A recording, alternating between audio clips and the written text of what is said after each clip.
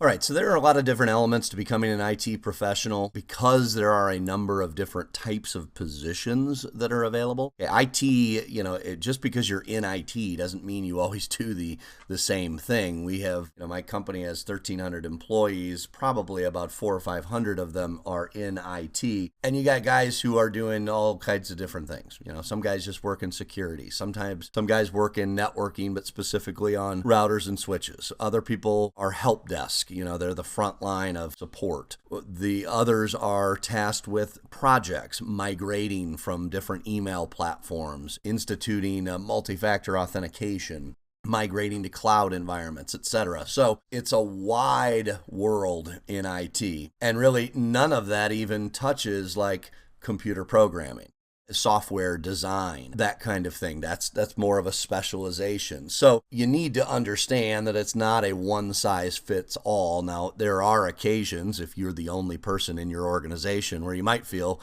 like you're master of all trades, jack of all trades, master of none. I felt like that for a long time. I didn't feel like I had dug in to any particular area, and it was probably about 8 years into my career that I really started focusing in certain areas and got a great advantage from that. So anyway, that's just kind of the first thought that comes to mind when we talk about information technology. But there are a number of things that you need to do, okay? We do need to master the technical challenges. I need to know how to install and configure client operating systems, server operating systems. I need to know how to install and configure various software applications that would be needed by end users, specifically in your situation.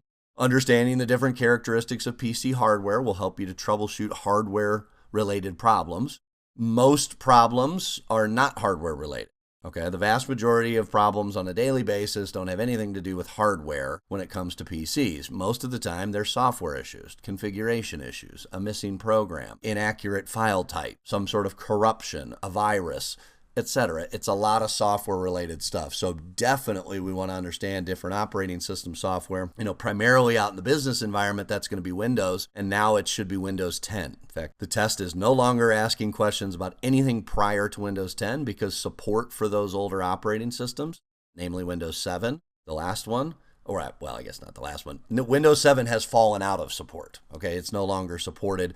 Windows 8, 8.1 may still be. I'm honestly not really sure. But the test is Windows 10 and Windows 11 only, as well as then potentially Mac and Linux. That's going to differ based on your situation, right? If you're at a company that has no Macintosh computers, you never have to support Mac. Then it's completely up to you whether or not you want to get well versed with it. If you're in a company where that does come up and you have to support them, well, then I have to know more. Same thing with Linux. If I'm going to be working on the operating system, then I need to master the technical challenges of that operating system. Need to understand how users interact with their computers and what their particular requirements are.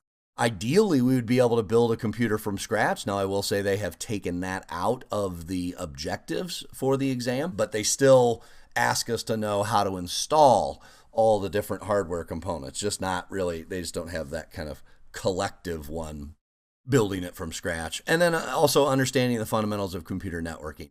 Really very few, if any, computers operate on an island. Okay, they all communicate with one another internally. They all communicate with the internet. And so because of that, we really need to understand how that works. How do computers talk to one another on a network? They need an address, they need a protocol, they need a way to resolve names to those addresses, etc. And we'll go through all that. That's why networking is actually one of the major domains here, even in the A+ exam.